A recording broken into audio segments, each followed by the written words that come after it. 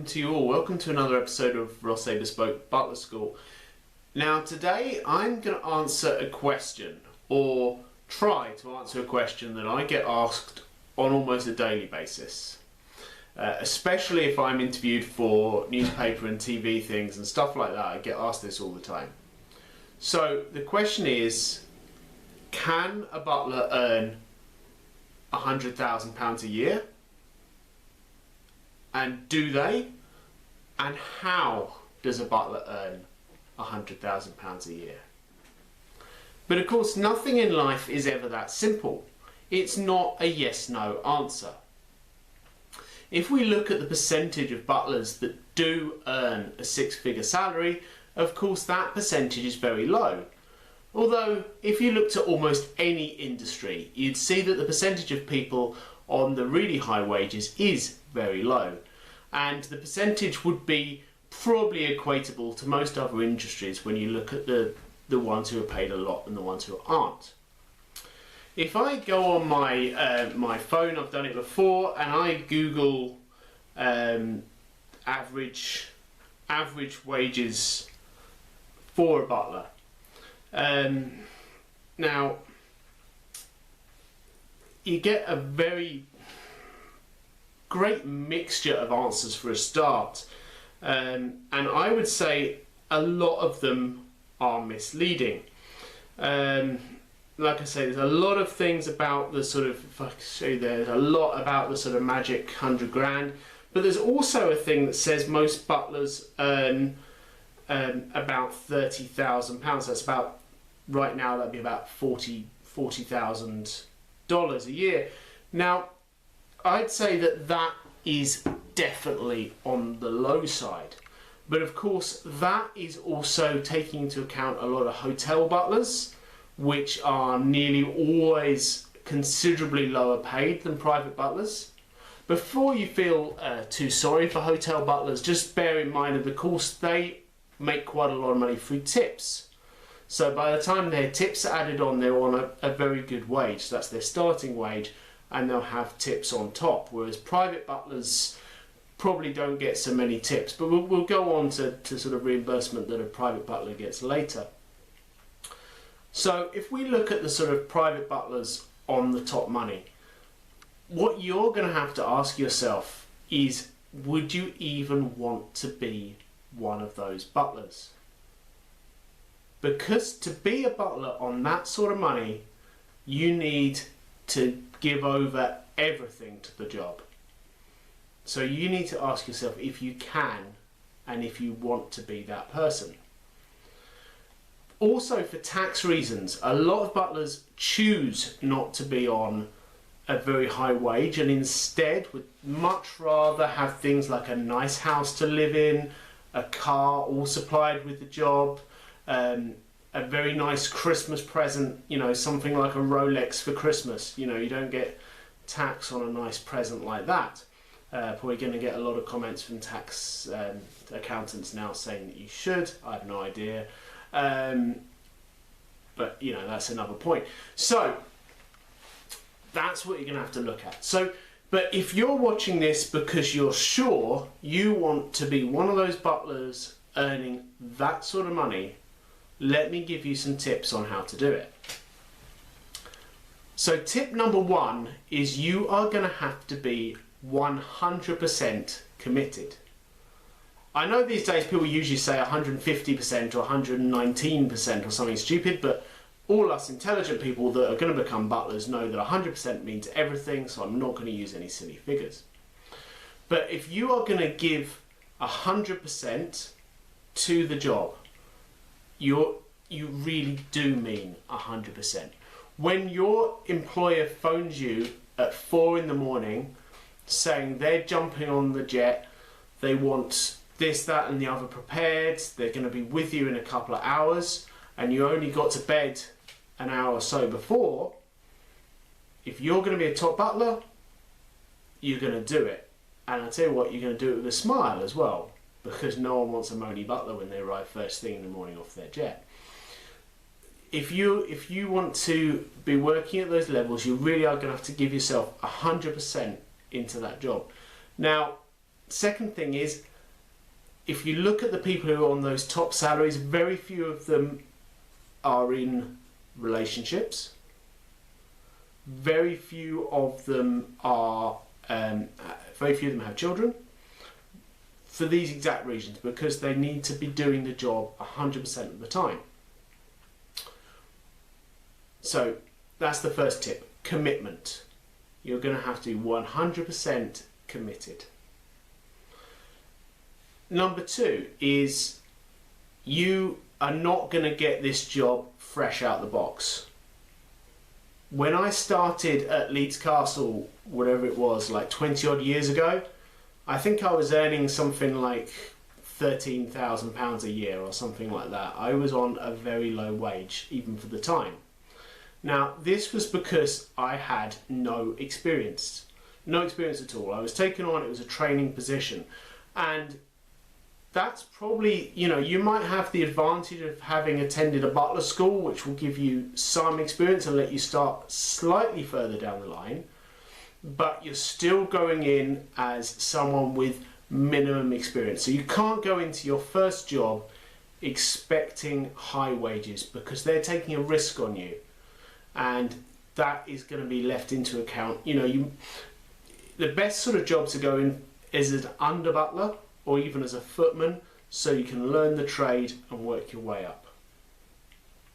The classic example of this is the British royal household. If you're getting a job at Buckingham Palace or somewhere like that, a lot of people assume because you're working for the Queen you're going to get paid a lot of money. The exact opposite. It's an honour and a privilege to work for the Queen, and you should think yourself lucky to be paid at all. That's the general way of thinking. So there's number two. It's going to take experience.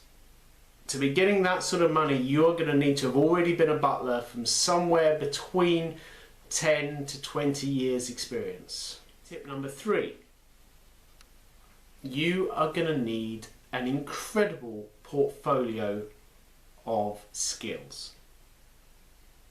These days when people want a butler, they're not looking for, or very rarely looking for, a Mr. Carson who runs a perfect dinner service and that's all they do. They are looking for someone who can run a household, control budgets, project manage multiple projects.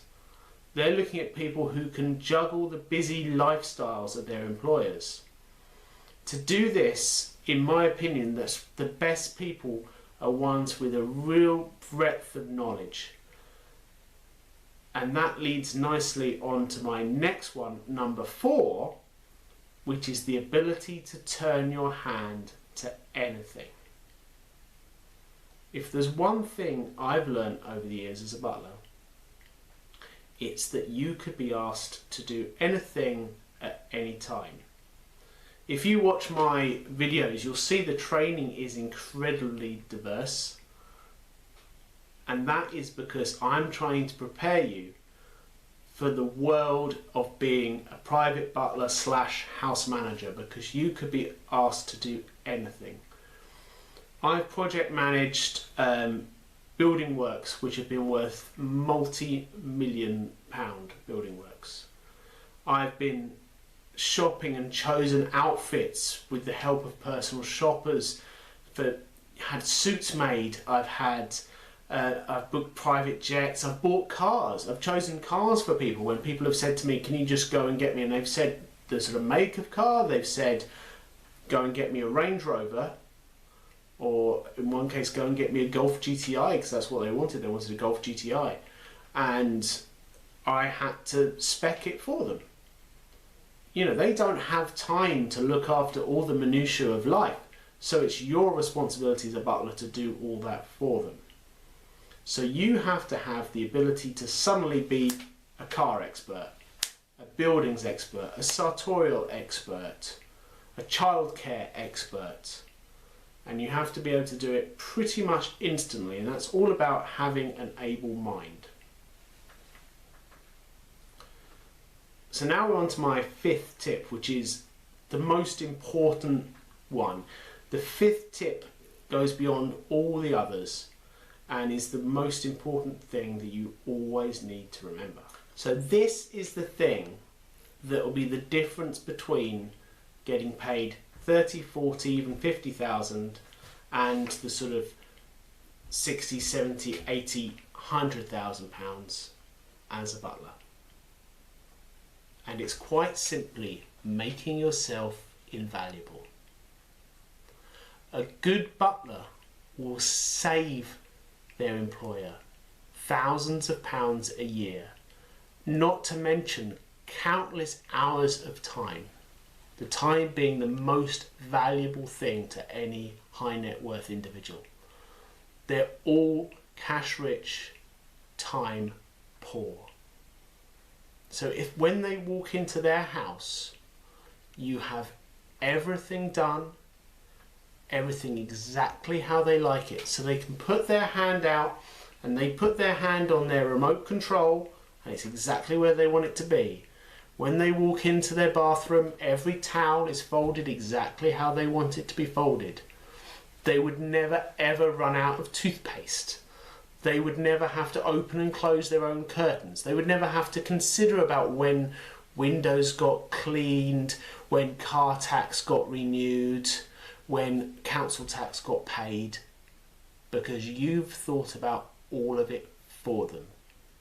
Under those circumstances, they will literally be afraid that you will leave. If your employer is genuinely afraid that you will leave, they will make sure that you are paid accordingly. And if you are paid accordingly for someone whose time is so valuable, then you will be so valuable. So that's the honest reason why you see these what seem like disproportionately high wages for butlers, because it's not disproportionately high, they are genuinely irreplaceable. If someone's last butler was on 100,000, don't think you can walk into that same job for 100,000 because you don't know it. You can't know that job. It takes a good few years, which is why the other thing that I always say is don't skip and change jobs every couple of years because you're thinking, oh, this one's a little bit more, or let's... Recruiters are the worst for this. Recruiters will get you on the phone after 2 years because that's when they're sure that they're not going to lose any of their money. Sometimes their contract after 1 year. So you'll find you've just got settled into a job, boom, recruiter's on the phone, hi, I've got this great job, you should really move on to it, it's a big step up for you, it's going to be all great for you, etc, etc. Unless you particularly don't like the job you're in, don't do it. Stick it out. Stay there for at least 5 years. Become a master of that job.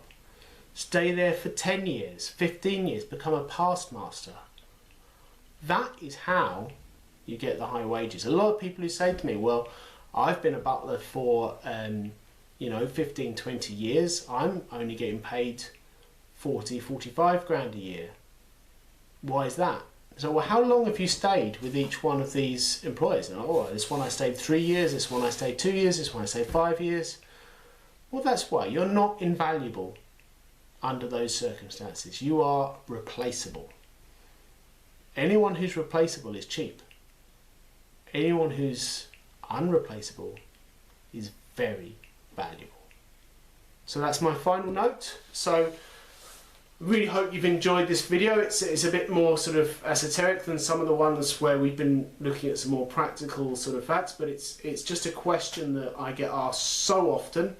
At least this way I can say, there's the link to the video, and I won't have to explain it again. Okay, well, thanks very much. Please keep track of the videos and watch the next ones. Most of them, if this is the first one you've watched, this is quite different from most of them. Most of them are a bit more technical. I'll be showing you how to do a specific skill. But I hope you enjoyed this. Thanks very much. Bye-bye.